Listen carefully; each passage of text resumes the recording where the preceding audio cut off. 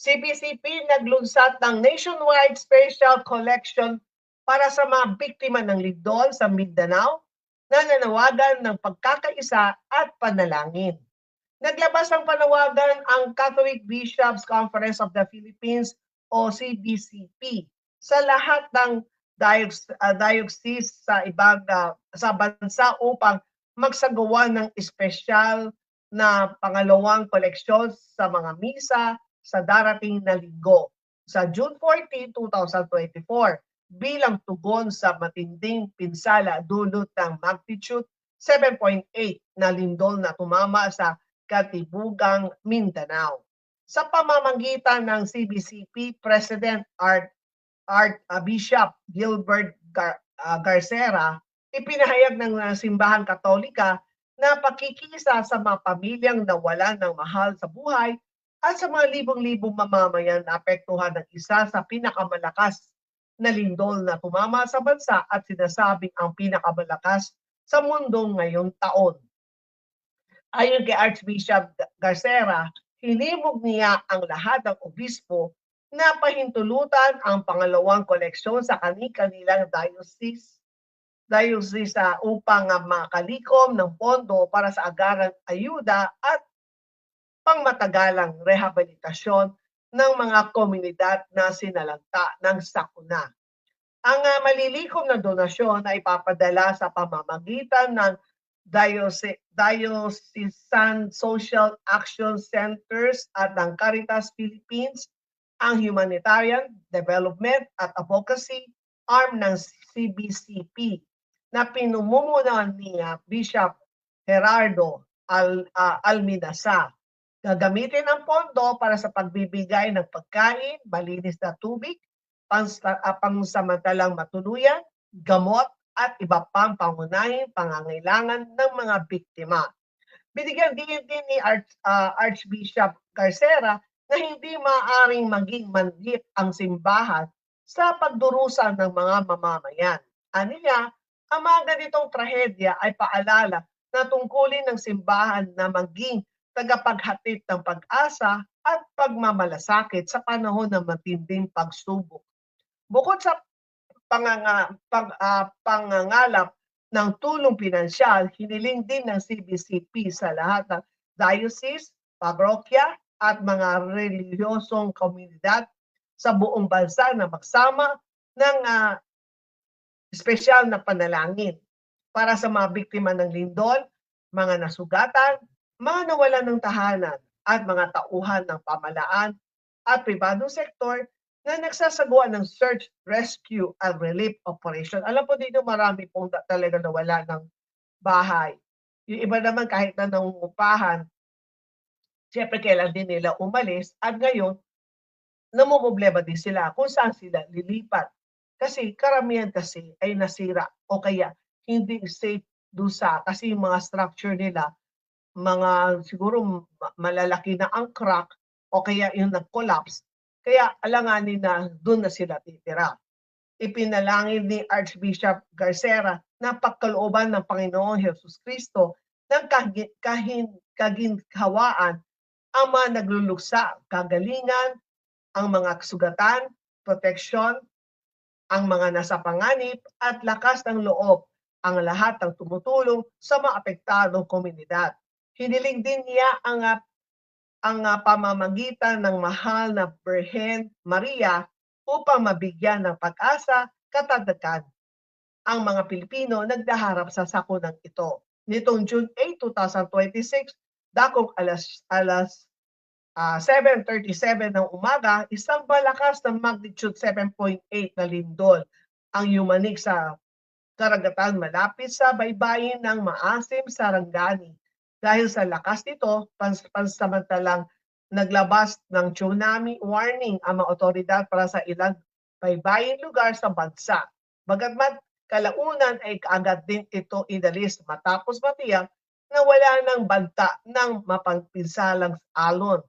Batay sa pinakahuling datos ng National Disaster Risk Reduction and Management Council o NDRRMC, umabot na sa 37 katao ang nasawi, habang sa 479 naman ang nasugatan dahil sa lindol. Meron din mga naitalang nawawala habang patuloy ang paghahanap ng mga rescuers. Pinakamatindi ang epekto sa riyon ng Soc Sargent kung saan ay tala ang 33 nasawi, 456 sugatan at 4 na nawawala. Samantala, 4 na katao naman ang namatay at 23 ang nasugatan sa Davao Region. Patuloy ng nakakaranas ng aftershock ang ilang bahagi ng Mindanao dahilan upang manatili sa mga evacuation center ang maraming residente. Kasabay nito, nagpapatuloy ang pagtatasa ng pinsala sa mga gusali, paaralan, tulay, kalsada at iba pang mahalagang infrastruktura upang mapabilis ang rehabilitasyon at pagbangon ng mga apektadong komunidad.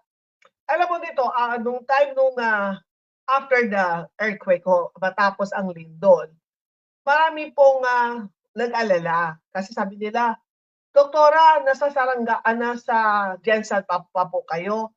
Sabi ko, "Nakabalik na ako." Kasi yung iba naman kung mga friends ko sa FB, nakikita po nila yung mga post ko, and then nakita nila nandun po ako sa Lake Cebu, tapos kung saan po kami namasyal. Siyempre kasama ko po ang Philippine Coast Guard Auxiliary. Kasi noong April 28 to 30, yun po sana po ang PCGA National Convention. Pero dahil po sa gera, hindi po natuloy ang National Convention. Ito po ay pina-cancel ng aming komandan. So hindi natuloy, kaya lang meron na po kami mga plane tickets, tapos binayaran na namin ang aming hotel. So, nung nagtanong kami sa airline kung di kami matutuloy, how much po ba ang mare-refund? Nasa ang alam ko, ang pagkabili ko doon sa ticket namin ay more than 10,000. O sabihin natin 10,000, pero ang maibabalik ay 3,000 plus lang. So nag-usap-usap kami, yung kaming ilan po kami, mga 15 yata kami. So kami naman ay nag-usap, tuloy na tayo, tuloy na natin pagpunta sa Jensan. Tapos sabi ko, sige, punta tayo kasi never pa ako nakapunta sa Jensan. Kaya gusto ko rin makita ano po ba aside syempre ang Jensan kilalang-kilala sa tuna. So siyempre gusto ko makita yung tuna dito pa sa Jensan. Ang gusto ko matikman talaga mismo yung sariwa ng tuna. Kasi way back before, dati-rati po, anong year po yun? Ako po ay pumunta po sa Occidental Mindoro, dito po sa Mamburao. Noong panahon po ni Mayor Anthony Villarosa. So, pina-cover nila sa amin, sa grupo ko po, yung Mamburao, yung Tuna Festival. So, that time na yun, nakapag-experience na po ako, nakakita na po ako ng malalaking tuna. Siyempre dito sa Jensan, mas kilalang-kilala sa Jensan ang tuna. So, kapag sabi nila, "Ma'am, doktora, pag pumunta po kayo ng Jensan, siguraduhin po ninyo na pumunta po kayo sa fish port na kailangan makita po ninyo yung yung pagbaba ng mga fisherman na buhat-buhat po nila yung mga yellow na tuna." So yun po, yun doon yung April 28 to 30, nandun po tayo sa Jensan. So, kaya nung after the earthquake, so maraming nag-alala, "Doktora, nakabalik ka na ba?" Kasi kung hindi ka pa nakabalik, yung airport ay tinamaan din. So baka hindi ka rin makauwi, ma-stranded ka. Sabi ko, "Hindi, nakabalik na po ako." At minsan naman late post lang ako kung sobrang busy ko, hindi ko lahat napo-post. Pero sabi ko, nakabalik na po ako. Kaya siyempre ang ano naman natin, sabi ko, kung nandun ako, siguro magpa-panic attack ako siguro sa takot. Imagine mo, 7.8 ang lakas nun. Tapos yung tinitira namin hotel, mismong tapat po nung SM Jensan, yung nakikita po ninyo, yung talagang as in yung mga wall do sa SM Mall do sa Jensan, di ba nakita po ninyo, nag-ano nasira yung mga wall niya. Tapos may portion na talagang nag-collapse. Kaya sabi ko, nakakatakot talaga. So, kami naman po sa Philippine Coast Guard Auxiliary, kami nasa executive squadron, nung mismong araw na yun, nung nalaman namin na mayroong lindol, Yung after kasi yung nag-host sa amin, nagpadala kaagad ng video na gano'n ang nangyayari sa Gensan. Pinadala niya sa amin ang mga video, ano na nangyari do'n sa Gensan kasi siyempre nung pumunta kami nakita namin nag-tour kasi kami, eh. So nakita na namin yung before, ngayon after. So nakita namin, so ngayon nag-ano po kasi ako po yung treasurer para sa executive squadron, sabi ko mag-call na po tayo ng donation sa mga kasama po namin sa executive squadron. So yun nga, kaya kami po ay patuloy po naglilikom. Kaya kung nais po ninyong mag-donate po, pwede po kayong pwede po kayong mag-message po sa amin, and then pwede ko ibigay po sa inyo ang GCash kung saan mo niyo ipapadala. Dahil ang ginagawa po namin, yung pera na likom po namin, ito naman po ipapadala namin po sa Philippine Coast Guard doon sa district kung saan sila na ang mamamahala kung anong ang kinakailangan, ano mga kailangan na tubig, kung ano man, sila doon na bibilhin. Hindi na kami bibili dito kasi doon na kung ano kinakailangan na tulong doon sa Gensan, ang ating Philippine Coast Guard ang tutulong. And then ang PCGA Executive Squadron, marami po kami miyembro na nandoon, sila po ang nandoon para magre-report po sa aming mga miyembro kung ano pang tulong na pwede pa namin maiambak. Kaya po ganon.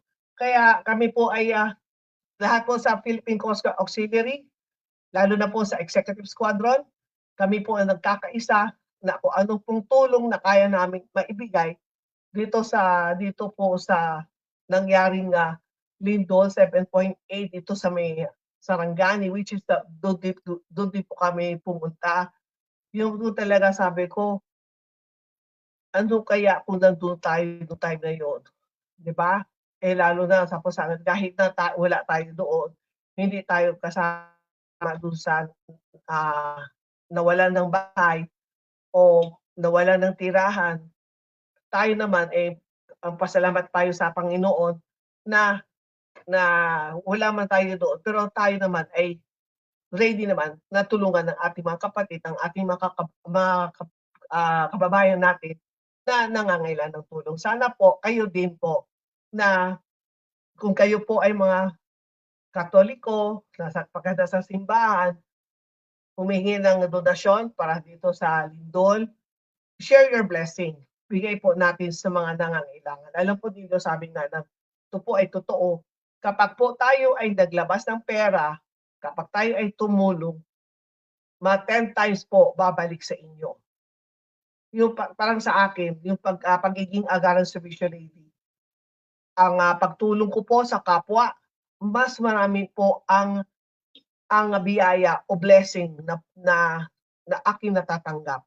Hindi man pera, pero siyempre ang number one ang gusto natin, ang healthy tayo, tuloy-tuloy tayo, makapaglingkod, makapagserbisyo. At tayo po ay pupunta naman po sa isa pa pong balita.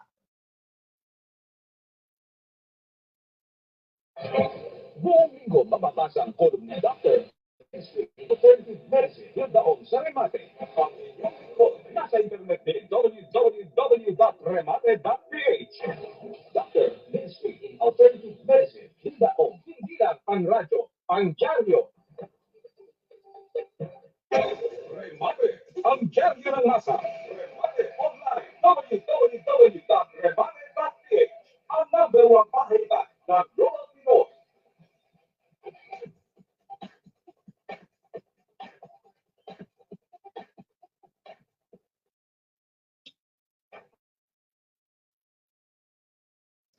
Manukalang dagdag diskwento, pampublikong nursing home para sa mga senior citizen, isinulong sa HOR, House of Representatives. Gumulong na sa House of Representatives o HOR ang mga bagong panukalang batas na layong higit pang palakasin ang proteksyon at suporta para sa mga senior citizen sa bansa mula sa dagdag diskwento batay sa edad hanggang sa pagtatayo ng mga pampublikong nursing home sa bawat lungsod at munisipalidad. Alinsunod sa House Bill number 5187 o panukalang Expanded Senior Citizen Act of 2010. Iminumungkahi Senior Citizen Party List Representative Rodolfo Ordonez ang isang graduated discount system kung saan tataas ang benepisyo ng mga nakatatanda habang sila ay tumatanda. Batay sa panukala, magdaragdag ng karagdagan 5% sa kasalukuyan 20% discount ng mga senior citizen sa bawat dekadang matapos ang edad 70. Ibig sabihin, mas lalong lalaki ang diskwento habang tumatanda ang benepisaryo. Isang hakbang na layong tugunan ang lumalalang gastusin sa kalusugan at pang-araw-araw na pangangailangan. Paggigiit ni Representative Ordonez, mas mabilis na tumataas ang gastusin ng mga senior sa maintenance na gamot, serbisyong medikal, mobility aids at iba pang pangangailangan habang bumababa naman ang kanilang kakayahan kumita.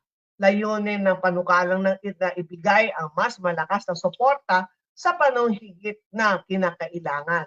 Samantala, isang hiwalay na panukala naman ang isinusulong ni Manila 3rd District Representative Joel Chua sa pamamagitan ng House Bill number 5862 o Public Nursing Home Act of 2025 na naglalayong magtatag ng pampublikong nursing home sa bawat lungsod at munisipalidad sa buong bansa.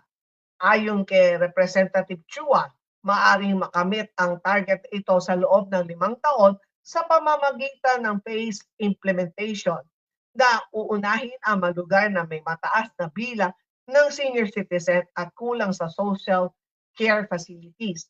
Tinukoy ng mambabatas na ang mga nursing home ay magsisilbing kanlungan para sa mga matatandang abandonado, walang pamilya, o walang kakayahan mag-alaga sa sarili.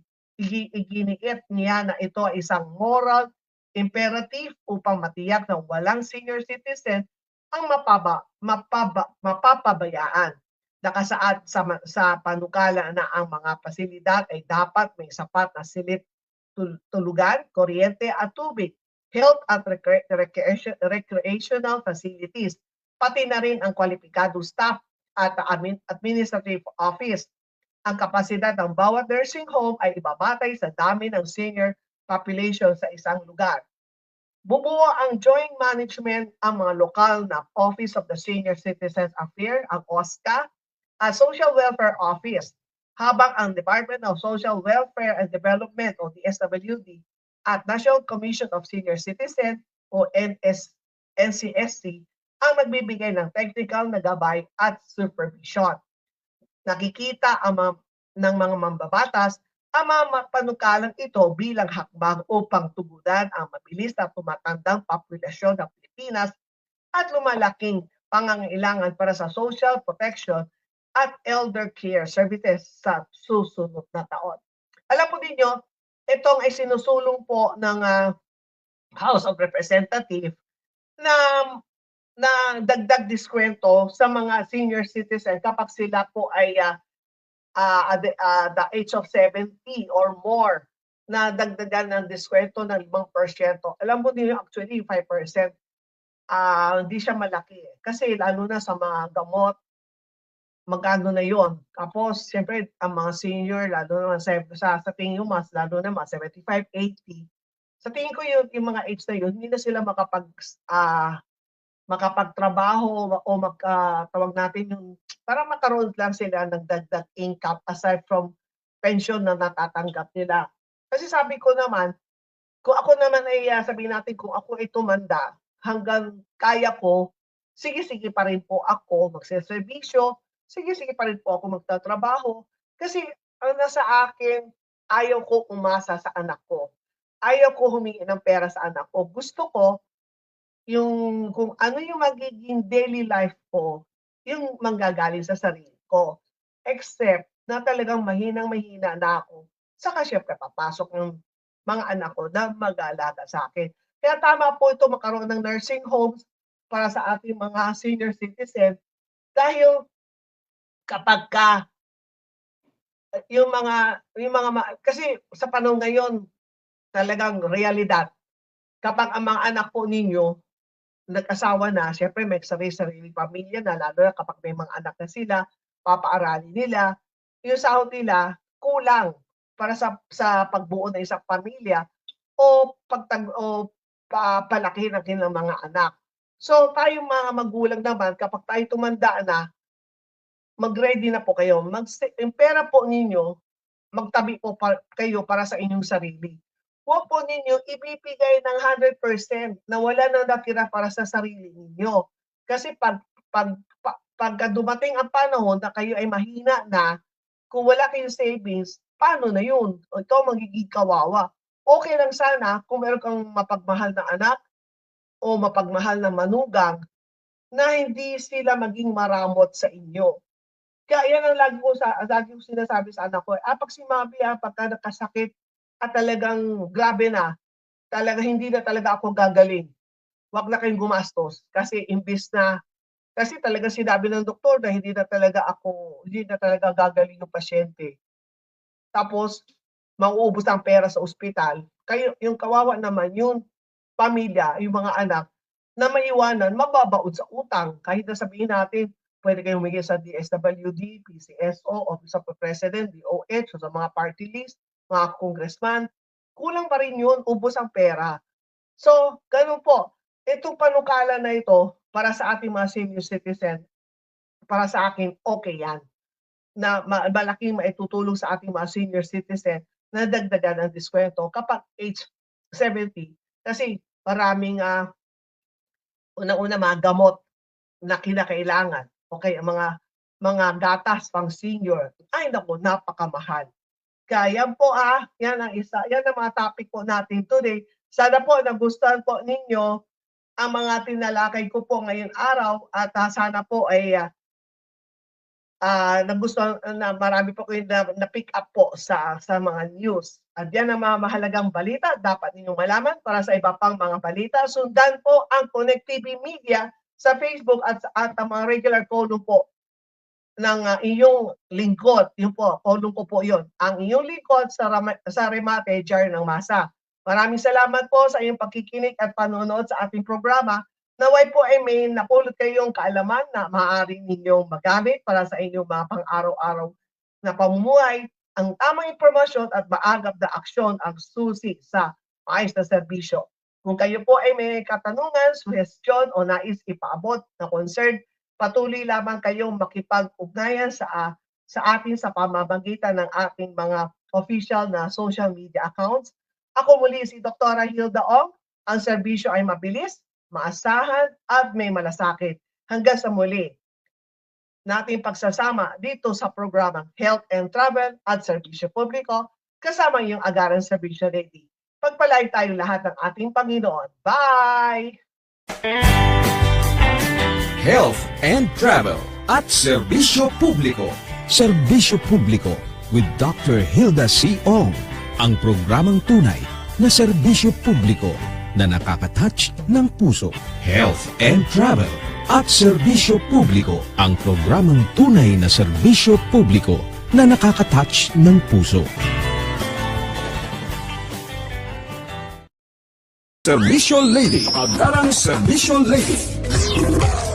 Handang tumulong sa nangangailangan, may malasakit sa kapwa, may puso sa mga bata at mga senior citizens. Palaging handang umalalay, magbigay ng solusyon at maghatid ng positibong pagbabago. Galing sa pusong paglilingkod, walang kulay at personal na interes. Halina at samahan si Dr. Hilda Ong.